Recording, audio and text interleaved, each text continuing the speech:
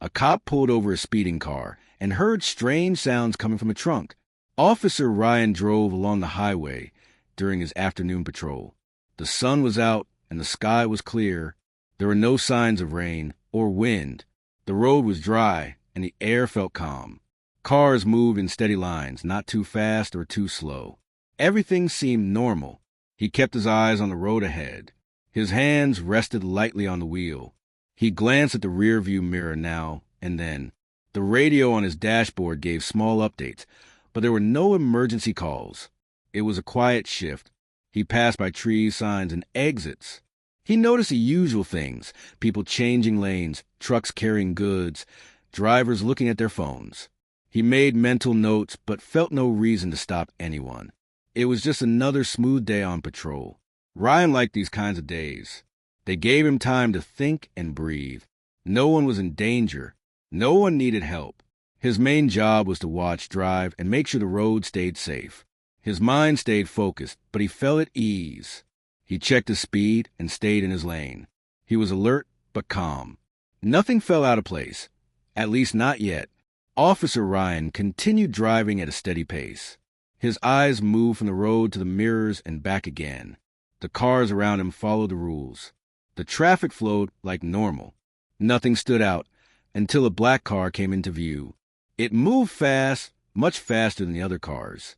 It passed every vehicle on the left and kept going. Ryan's eyes followed it as it rushed down the highway. It didn't slow down. It didn't match the flow of traffic. Something felt off. Ryan reached for his speed gun and pointed it at the black car. The numbers jumped quickly. The driver was going well over the limit. Ryan kept his focus. He knew this needed action. He turned on the flashing lights of his patrol car. The siren followed.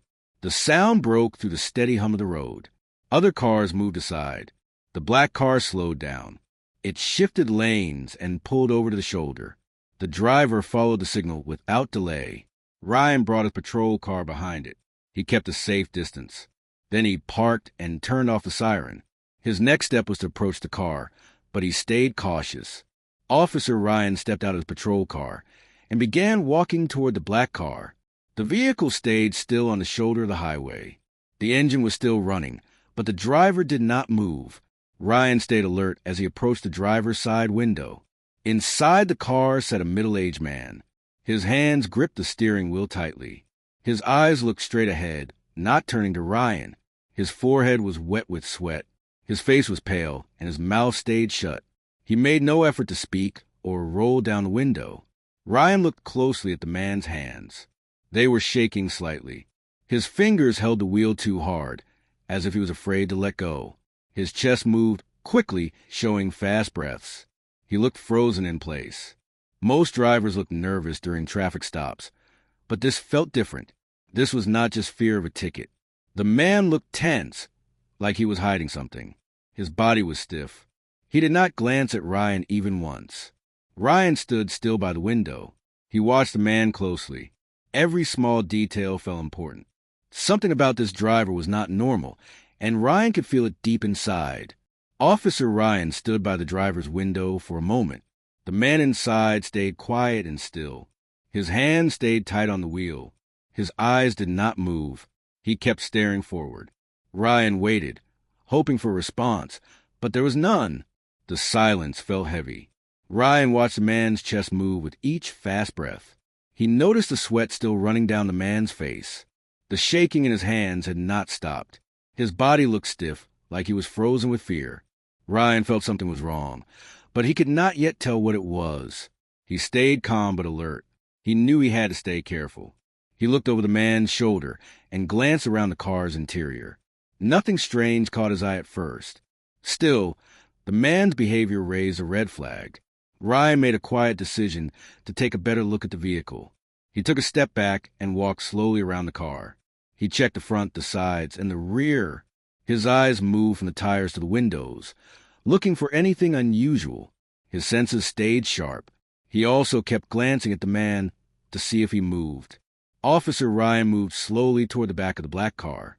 The driver still sat motionless, not saying a word. The car looked clean on the outside.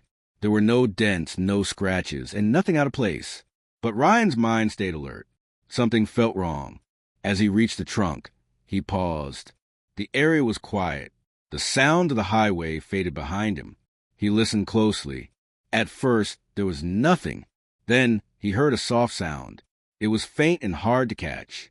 He stopped breathing for a second so he could hear better. The sound came again. It was weak and shaky like a small cry. It did not come from the engine or the tires. It came from inside the trunk. It was not metal or machine noise. It did not fit the car. The sound reminded him of a soft whimper. It lasted only a second, then stopped. He leaned in and waited. It came again. Still soft, but clear enough to notice. He could not tell what it was, but it didn't feel right. The sound stayed in his ears. It made his heart beat faster. He knew he had to stay focused. Officer Ryan stood still beside the trunk. The sound came again, but this time it was clearer. It no longer seemed like just a soft whimper. It sounded like a cry. The tone was weak and full of fear.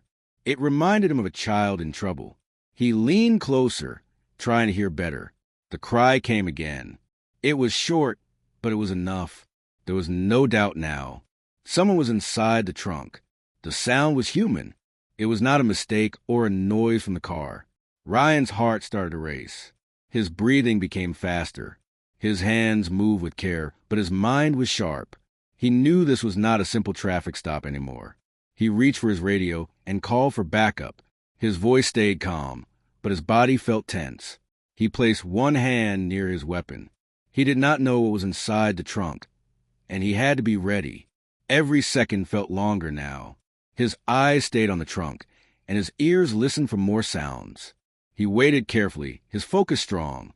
He prepared to open the trunk, knowing that what he found would change everything about this stop. Officer Ryan reached for the trunk and slowly lifted it open. The inside was dark and cramped. His eyes took a moment to adjust. Then he saw the figure curled up inside. It was a child. The child looked frightened and weak. There were marks on the skin and tears on the face. The small body shook slightly, and the eyes blinked in the light. Ryan felt something heavy in his chest. His heart dropped. He had seen many things in his job, but this was different. This was not just a case to report. This was a life in danger. A child who had no way to speak, no way to escape. He stayed still for a moment, taking in what he saw. The air felt thick. His duty was to protect. And now that duty was real and right in front of him. He had to act, but he also had to think. He could not let emotions take control. He needed to stay strong for the child. Ryan looked away for a second, trying to stay focused. This moment would stay with him forever. It was not just another stop. It was a reminder of what his badge truly meant.